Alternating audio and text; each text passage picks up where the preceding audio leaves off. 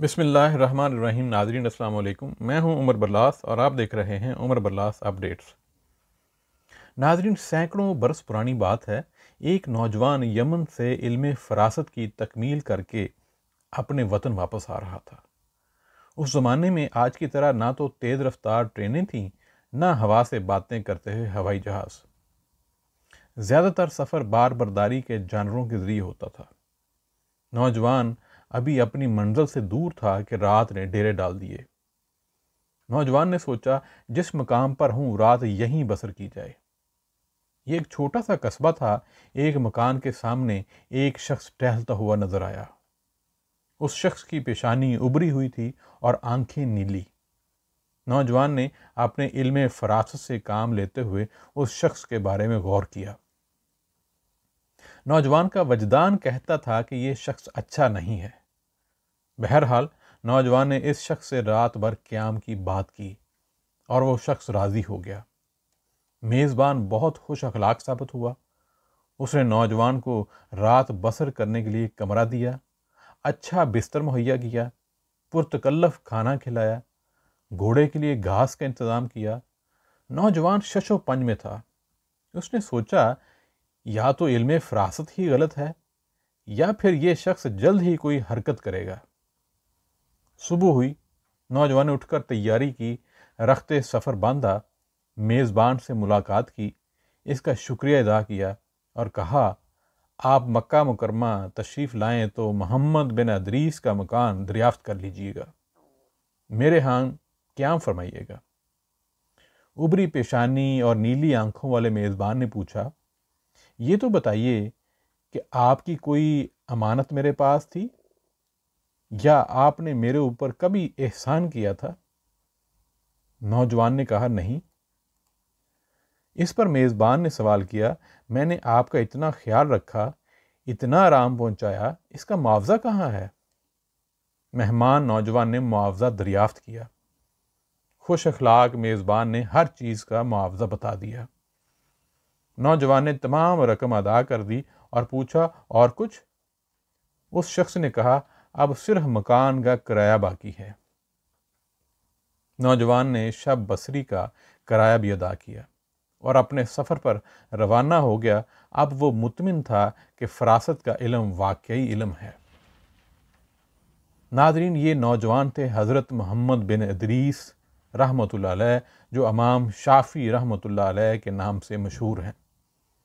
آپ کو علم فراست ہی نہیں بلکہ فن لغت، فن تاریخ، علم النساب، فن نحو، عروض، تیر اندازی اور حکمت میں بھی کمال حاصل تھا۔ لیکن آپ رحمۃ اللہ علیہ کی اصل وجہ مقبولیت علم فقہ میں آپ کا بے حد بلند مقام ہے۔ آپ کا نام محمد، کنیت ابو عبداللہ اور لقب ناصر الحدیث ہے۔ آپ کو آپ کے جد اعلیٰ حضرت شافعی رحمۃ اللہ علیہ کی نسبت سے شافعی کہا جاتا ہے، جو صحابی تھے، اور ان کا 7ویں پشت پر ان کا سلسلہ نسب حضور اکرم صلی اللہ علیہ وآلہ وسلم سے مل جاتا ہے۔ آپ کی والدہ محترمہ بنت عبید اللہ یمن کے ممتاز قبیلے عز سے تعلق رکھتی تھیں۔ امت مسلمہ کے اس محسن کی پیدائش بیت المقدس سے 2 منزل کے فاصلے پر واقع غزہ میں رجب 150 ہجری اگست 767 میں ہوئی۔ ناظرین، یہ عجب اتفاق ہے کہ اسی سال امام الاعظم حضرت امام ابو حنیفہ رحمۃ اللہ کا انتقال ہوا تھا۔ مدت رضاعت کے 2 سال بعد والدہ آپ کو یمن کے نواح میں آباد اپنے قبیلے عز لے گئیں۔ ماموں کے پاس 8 سال گزارے۔ قدرت نے آپ کو ذہانت، فہم و فراست اور حافظہ کی غیر معمولی صلاحیتوں سے مالا مال کیا تھا۔ صرف 7 برس کی عمر میں آپ قرآن پاک حفظ کر چکے تھے۔ 10 سال کے ہوئے تو موطا امام مالک آپ کو یاد ہو چکی تھی۔ آپ بچپن ہی میں والد کے سائے سے محروم ہو گئے۔ ابتدائی زندگی بڑی تنگی ترشی سے گزری، لیکن علم حاصل کرنے کی جستجو کبھی ماند نہ پڑی۔ بیٹے کی غیر معمولی ذہانت کو دیکھتے ہوئے والدہ نے انہیں چچا کے پاس مکہ مکرمہ بھیج دیا تاکہ علم النساب حاصل کریں۔ اس زمانے میں نصب وانی باقاعدہ ایک علم کی حیثیت رکھتی تھی اور اس سیکھنا اس کا بہت ضروری سمجھا جاتا تھا۔ محمد بن ادریس رحمۃ اللہ علیہ مکہ مکرمہ پہنچ گئے، ایک ماہر انصاب کے پاس گئے، اس نے مشورہ دیا کہ کوئی ذریعہ معاش پیدا کرو پھر علم سیکھنا۔ اس وقت آپ رحمۃ اللہ علیہ 10 سال کے تھے۔ خالق حقیقی نے بچے کو مسلمانوں کا امام بنانے کا فیصلہ کر لیا تھا۔ آپ کے حصول علم کے شوق کا یہ عالم تھا کہ کسی عالم سے کوئی حدیث یا مسئلہ سنتے، اسے سنتے ہی یاد کر لیا کرتے اور ہڈیوں پر لکھ لیا کرتے۔ امام شافعی رحمۃ اللہ علیہ خود فرماتے ہیں، میں اتنا غریب تھا کہ کاغذ تک خریدنے پر قادر نہ تھا، اس لیے ہڈیوں پر لکھا کرتا اور ان ہڈیوں کو مٹکے میں احتیاط سے محفوظ کر لیتا۔ آپ کے چچا کی مالی حالت کمزور تھی، اسی لیے آپ کے شوق کو دیکھنے کے باوجود وہ آپ کی مدد سے قاصر تھے۔ آپ نے عرب قبائل میں خاصا عرصہ گزارا، اس لیے آپ کو عربی زبان میں بڑی مہارت حاصل ہو گئی تھی۔ اسمعی جیسے عربی ادب کے ماہر آپ کے شاگردوں میں سے ہیں۔ ایک دن آپ کو علم ہوا کہ مکہ مکرمہ میں حضرت مسلم بن خالد زنجی رحمۃ اللہ علیہ فقہ حدیث کے امام اور مفتی ہیں۔ آپ ان کے پاس پہنچ گئے۔ مفتی مسلم بن خالد رحمۃ اللہ علیہ اس نوعمر لڑکے کی ذہانت، ذکاوت اور حافظہ سے بے حد متاثر ہوئے اور اپنے حلقہ درس میں شامل کر لیا۔ 3 سال تک فقہ حدیث کی تعلیم دی۔ مفتی صاحب کی مجلس میں اکثر امام مالک رحمۃ اللہ علیہ کا تذکرہ رہتا تھا، جو مدینہ منورہ میں درس دیا کرتے تھے۔ چنانچہ مفتی مسلم بن خالد کے نوجوان شاگرد نے امام مالک سے ملنے کی خواہش ظاہر کی۔ مفتی صاحب نے امام مالک کے نام ایک خط لکھ کر حوالے کر دیا۔ مفتی مسلم بن خالد رحمۃ اللہ علیہ نے امام مالک رحمۃ اللہ علیہ کو مخاطب کر کے لکھا تھا، میں جس نوجوان کو آپ کی خدمت اقدس میں بھیج رہا ہوں وہ آپ کے فیوز و برکات سے مستفید ہونے کا واقعی مستحق ہے، اس میں غیر معمولی صلاحیتیں ہیں۔ امام مالک کے نام خط تو مل گیا، لیکن اب سفر کے اخراجات کس طرح پورے ہوں؟ نہ تو محمد بن ادریس یعنی امام شافعی کے پاس اتنی رقم تھی، نہ آپ کے چچا کے پاس اتنا سرمایہ تھا، لیکن علم حاصل کرنے کا شوق آپ کو کشاں کشاں حضرت مصعب بن زبیر کے پاس لے گیا۔ عرض مدعا کی تو حضرت مصعب نے کسی سے سفارش کر کے 100 دینار دلوا دیے۔ رقم ملتے ہی آپ نے سفر کے انتظام کیے اور مدینہ منورہ جا پہنچے۔ مدینہ منورہ میں حضرت امام مالک کے مکان پر پہنچ کر دستک دی۔ خادمہ آئی، نام پوچھ کر گئی، پھر امام مالک رحمۃ اللہ علیہ تشریف لائے۔ آپ نے مفتی مسلم بن خالد کا خط پیش کیا۔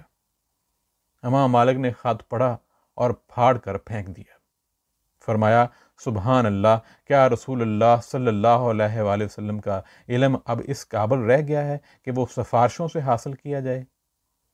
امام مالک رحمۃ اللہ علیہ کی برہمی دیکھ کر محمد بن ادریس رحمۃ اللہ علیہ امام شافعی آگے بڑھے اور کہنے لگے، میں عبد المطلب کے خاندان کا فرد ہوں۔ پھر اپنا حال اور قصہ بیان کیا۔ امام مالک رحمۃ اللہ علیہ بے پناہ فراست کے مالک تھے، انہوں نے اس نوجوان کی طرف کچھ دیر دیکھا، پھر فرمایا، نام کیا ہے؟ جواب ملا، محمد بن ادریس۔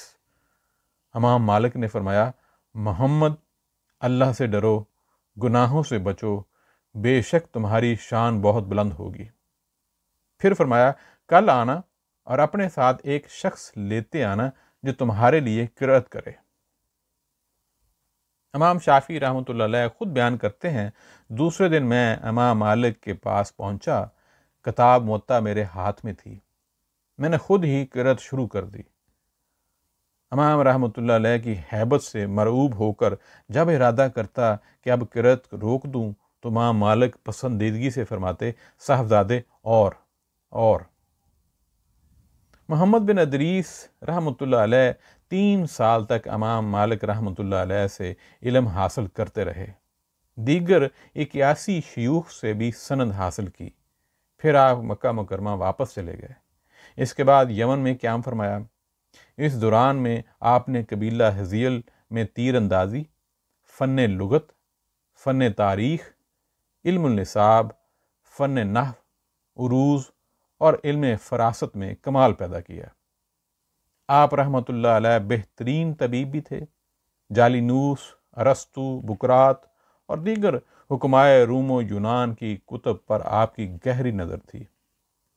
آپ کی غیر معمولی فراست کا ایک واقعہ، جیسے آپ نے پہلے سنا، ایک واقعہ آپ کے استاد امام حمیدی رحمۃ اللہ علیہ فرماتے ہیں، ایک بار میں اور امام شافعی رحمۃ اللہ علیہ مکہ سے باہر چلے گئے۔ راستے میں ایک شخص ملا۔ میں نے امام شافعی رحمۃ اللہ علیہ سے پوچھا، فراست سے کام لے کر بتائیے کہ اس شخص کا ذریعہ معاش کیا ہے؟ امام شافعی رحمۃ اللہ علیہ نے فرمایا، یہ شخص بڑھئی یا درزی معلوم ہوتا ہے۔ اس شخص سے پوچھا تو اس نے جواب دیا، میں پہلے بڑھئی کا کام کرتا تھا، آج کل میں درزی ہوں۔ ناظرین، آپ کو تیر اندازی میں کمال حاصل تھا۔ خود فرماتے ہیں، مجھے دو چیزوں کا بڑا شوق ہے، ایک تیر اندازی، دوسرا علم۔ تیر اندازی میں تو واقعی میں نے کمال حاصل کر لیا، باقی رہا علم، اتنا کہہ کر خاموش ہو گئے۔ حاضرین میں سے بعض نے کہا، خدا کی قسم، آپ کا علم تیر اندازی کے فن سے بھی زیادہ کامل ہے۔ آپ رحمۃ اللہ علیہ باکمال افراد کی بڑی قدر کیا کرتے تھے۔ ایک شخص تیر اندازی کی مشق کر رہا تھا، تیر نشانے پر بیٹھا، جیب سے 3 دینار نکال کر دیے اور افسوس ظاہر کیا کہ مزید رقم نہیں ہے، اگر میرے پاس اور دینار ہوتے تو وہ بھی دے دیتا۔ ناظرین، امام مالک رحمۃ اللہ علیہ کے انتقال کے بعد آپ رحمۃ اللہ علیہ نے تحصیل علم کے لیے متعدد سفر کیے۔ بغداد جا کر حضرت امام ابو حنیفہ رحمۃ اللہ علیہ کے شاگرد امام محمد رحمۃ اللہ علیہ سے 3 سال تک علم حاصل کیا۔ امام محمد رحمۃ اللہ علیہ سے حصول علم کے بعد امام شافعی رحمۃ اللہ علیہ مکہ مکرمہ واپس تشریف لے آئے اور درس کا سلسلہ شروع کیا۔ 9 سال تک آپ حرم پاک میں درس دیتے رہے۔ اسی زمانے میں حضرت امام احمد بن حنبل رحمۃ اللہ علیہ سے ملاقات ہوئی۔ اسی دوران آپ نے اجتہاد، استنباط اور فقہ کے اصول تیار کیے، جو فی الواقع آپ کا بہت بڑا کارنامہ ہے۔ امام شافعی نے فقہی اجتہاد اور حدیث دونوں کو اختیار فرمایا۔ انہوں نے نہ صرف پہلے سے موجود فقہی سرمایہ کو ذہن نشین کیا، بلکہ اپنی کتاب الرسالہ میں فقہ کے اصول اور فقہی استدلال کے طریقے بیان کیے۔ انہیں اصول فقہ کا بانی سمجھا جاتا ہے۔ خلیفہ ہارون رشید کے زمانے میں یمن کے گورنر مکہ مکرمہ آئے۔ قریش کے سرداروں نے ان سے سفارش کی کہ امام شافعی رحمۃ اللہ علیہ بے پناہ صلاحیتوں کے مالک ہیں، ان سے سرکاری خدمت لی جانی چاہیے۔ گورنر نے آپ کو نجران کا عامل بنا دیا۔ جس شخص نے اللہ کی کتاب مقدس اور اس کے رسول پاک صلی اللہ علیہ وآلہ وسلم کی تعلیمات کو اوڑھنا بچھونا بنا رکھا تھا، اس پر بھلا رشوت یا خوشامد اثر انداز ہو سکتی تھی؟ آپ رحمۃ اللہ علیہ مقدمات کے فیصلے نہایت عدل و انصاف کے ساتھ فرماتے رہے۔ آپ رحمۃ اللہ علیہ نے پنچایت کے طور پر 7 قابل اعتماد افراد کی ایک کمیٹی بنا دی تھی۔ معمولی جھگڑوں کا تصفیہ کمیٹی ہی میں ہو جاتا۔ بہت سے مفاد پرستوں کو یہ بات پسند نہ آئی۔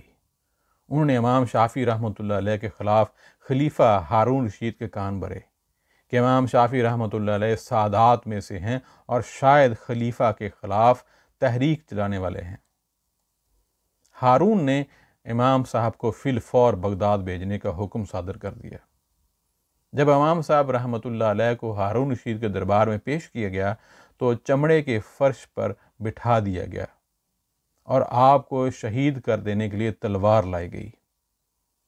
اس وقت اس مرد جری نے ایسی پردرد تقریر کی کہ ہارون رشید کانپ اٹھے۔ انہوں نے امام ابو حنیفہ رحمۃ اللہ علیہ کے شاگرد امام محمد رحمۃ اللہ علیہ سے پوچھا، کیا ان کے خلاف شکایت درست ہے؟ امام محمد رحمۃ اللہ نے فرمایا، ان کے بارے میں جو شکایت کی گئی ہے وہ ان کی شان سے بعید ہے، علم میں ان کا مرتبہ بہت بلند ہے۔ چنانچہ ہارون نے امام شافعی رحمۃ اللہ علیہ کے قتل کا حکم منسوخ کر کے آپ کو نظر بند کر دیا۔ چند دنوں بعد کسی نے امام شافعی رحمۃ اللہ علیہ کے ایک علمی مباحثے کی تفصیل ہارون کے سامنے بیان کی۔ ہارون رشید لیٹے ہوئے تھے، اٹھ کر بیٹھ گئے اور کہنے لگے، ذرا پھر سے سناؤ۔ سنانے والے نے علمی مباحثے کی تفصیل دہرائی۔ ہارون رشید نے فوراً امام شافعی رحمۃ اللہ کی رہائی کے احکامات جاری کر دیے۔ ایک بار ہارون رشید نے امام صاحب کو بلوایا اور کہنے لگے کہ آج جب میرے دربار میں سب لوگ جمع ہوں تو آپ درس دیں۔ آپ نے نہایت مؤثر درس دیا۔ ہارون کا حال یہ تھا کہ بھرے دربار میں چیخ کر رونے لگے۔ جب ذرا سنبھلے تو آپ کی خدمت میں 50,000 درم پیش کیے۔ آپ نے اسی وقت 40,000 درم نادار علماء، یتیموں، بیواؤں اور مساکین میں تقسیم کر دیے۔ کتنی ہی بار لوگوں نے آپ کی خدمت میں رقوم پیش کی، لیکن آپ نے ہمیشہ ان رقوم کا بڑا حصہ غریبوں میں تقسیم کر دیا۔ ہر بار غریبوں میں رقم بانٹنے کے بعد آپ اللہ سے دعا فرماتے، الہی مجھے حرص دنیا سے ہمیشہ محفوظ رکھنا۔ ایک بار عید کے دن گھر میں کھانے پینے کا مناسب سامان نہ تھا۔ اہلیہ نے آپ رحمۃ اللہ علیہ سے کہا، آپ اپنی قوم کے ساتھ تو بڑی صلہ رحمی کرتے رہتے ہیں، آج عید ہے، گھر میں سامان نہیں، کسی سے قرض ہی منگوا لیں۔ آپ نے ایک شخص سے 70 دینار قرض منگوائے۔ راستے میں مساکین نے گھیر لیا، 50 دینار ان میں بانٹ دیے۔ 20 دینار لے کر گھر پہنچے۔ ابھی اہلیہ کو رقم دینے نہ پائے تھے کہ کسی نے باہر سے آواز دی۔ آپ باہر تشریف لے گئے۔ ایک شخص منتظر تھا، اس نے رو رو کر اپنا حال سنایا اور مدد مانگی۔ امام صاحب نے بچے ہوئے 20 دینار اس کے سامنے رکھ دیے کہ جس قدر چاہے اٹھا لے۔ اس نے تمام دینار اٹھا لی اور بولا، مجھے تو ابھی اور ضرورت ہے۔ آپ گھر پہنچے، اہلیہ کو قصہ سنایا۔ اہلیہ نے ناراضگی سے کہا، آپ یہی کرتے رہتے ہیں۔ امام صاحب خاموشی کے ساتھ سو گئے۔ صبح ہوئی تو خلیفہ ہارون رشید کے وزیر جعفر بن یحییٰ برمکی کا قاصد آیا اور بلا کر لے گیا۔ جعفر نے آپ رحمۃ اللہ علیہ کو بے حد تعظیم سے بٹھایا اور کہنے لگے، آج رات میں نے خواب دیکھا ہے کہ آپ کے ساتھ ایک واقعہ پیش آیا ہے، وہ واقعہ آپ ہی سنا دیجئے۔ امام صاحب نے واقعہ سنا دیا۔ جعفر نے بہت اصرار کر کے 1000 دینار آپ کو پیش کیے۔ امام شافعی رحمۃ اللہ علیہ رات کا 1/3 حصہ نوافل، ذکر الہی اور توبہ استغفار میں صرف کرتے تھے۔ قرأت اس قدر پر اثر تھی کہ جب آپ قرأت فرماتے تو سننے والے رو پڑتے۔ رات کی تاریکی میں چراغ بجھا کر غور و فکر کیا کرتے۔ آپ کا خیال تھا کہ چراغ کی روشنی میں خیالات یکسو نہیں رہتے۔ تصنیف و تالیف کا زیادہ تر کام مسجد میں کیا کرتے تھے۔ اس موقع پر دوسروں کی کتابوں سے بھی مدد لیتے اور ان کے مواد کو پرکھتے۔ امام شافعی رحمۃ اللہ علیہ نے مختصر مدت اور خصوصاً آخر عمر میں کثرت سے لکھا اور املا بھی کروایا۔ حافظ ابن حجر کے مطابق امام صاحب رحمۃ اللہ علیہ نے مصر میں 4 سال قیام کیا اور اس دوران 1500 اوراق یعنی 3000 صفحات املا کروائے۔ امام صاحب رحمۃ اللہ علیہ اپنی کتابوں پر نظر ثانی بھی کرتے تھے۔ بعد کے دور میں آپ رحمۃ اللہ علیہ نے اپنی کئی کتب پر نظر ثانی کر کے ان میں ترامیم اور اضافے کیے۔ امام بہقی رحمۃ اللہ علیہ کے مطابق امام شافعی رحمۃ اللہ علیہ کی تصانیف میں 3 خوبیاں ہیں: حسن ترتیب، مسائل کی تشریح میں دلائل، ایجاز اور اختصار۔ آپ رحمۃ اللہ علیہ اپنے شاگردوں کو املا بھی کرواتے رہتے تھے۔ اس طرح کئی کتب تیار ہو گئیں جنہیں آپ کی ایک کتاب اللام میں شامل کر دیا گیا۔ یہ کتاب 4000 صفحات پر مشتمل ہے۔ اس کی 7 جلدیں ہیں اور اسے قاہرہ سے 1907 عیسوی میں شائع کیا گیا۔ آپ کی ایک اور کتاب الرسالہ بہت مشہور ہے۔ اس میں اصول فقہ بیان کیے گئے ہیں۔ امام شافعی کی تصانیف کی تعداد 113 ہے۔ آپ ایک اچھے شاعر بھی تھے اور اشعار میں ہمیشہ اچھائی کا پیغام دیتے تھے۔ امام شافعی رحمۃ اللہ علیہ امام ابو حنیفہ کے شاگرد امام محمد بن حسن الشیبانی رحمۃ اللہ علیہ سے بہت متاثر تھے۔ ان کی کتابیں امام شافعی رحمۃ اللہ علیہ نے اپنے لیے نقل کی تھیں۔ اس موقع پر امام شافعی رحمۃ اللہ علیہ نے اپنے لیے فقہ کے شعبہ کا انتخاب کیا۔ 804 عیسوی میں حران اور شام ہوتے ہوئے مکہ مکرمہ پہنچے۔ بیت اللہ میں درس دینا شروع کیا۔ 811 عیسوی میں وہ بغداد چلے آئے، جہاں حلقہ درس قائم کیا۔ امام صاحب نے اہل حدیث اور اہل رائے یعنی اہل فقہ کے درمیان اختلافات کو دور کرنے کی کوشش کی۔ اس طرح ان میں ذہنی ہم آہنگی پیدا ہوئی۔ آپ کے شاگردوں میں المزنی، البویتی، امام احمد بن حنبل اور کئی دیگر نامور فقہا شامل ہیں۔ 813 عیسوی میں امام صاحب مصر تشریف لے گئے۔ فسطاط میں 30 رجب 204 ہجری یعنی 20 جنوری 820 عیسوی کو عصر کے وقت آپ کی طبیعت بگڑ گئی۔ عشاء کی نماز ادا کی اور گڑ گڑا کر دعا مانگی۔ دعا سے فارغ ہو کر لیٹے ہی تھے کہ اللہ نے اپنے پیارے بندے کو اپنے پاس بلا لیا۔ آپ رحمۃ اللہ علیہ کو قاہرہ کے باہر کرافت الصغریٰ کے قبرستان میں سپرد خاک کر دیا گیا۔ آپ کا مزار آج بھی قائم ہے۔ بعد میں آپ کے مزار کے بالمقابل صلاح الدین ایوبی نے بہت بڑا مدرسہ تعمیر کروایا۔ ناظرین، اللہ سے دعا ہے کہ اللہ تعالی ہمارے انہی علماء کے نقش قدم پر چلنے کی توفیق عطا فرمائے۔ آپ اپنا فیڈ بیک ضرور دیجیے گا اور یہ ساری باتیں آپ دوسروں کے ساتھ بھی شیئر کیجیے۔ اس طرح یہ صدقہ جاریہ میرے لیے بھی اور آپ کے لیے بھی بنے گا۔ اپنا خیال رکھیے گا۔ السلام علیکم۔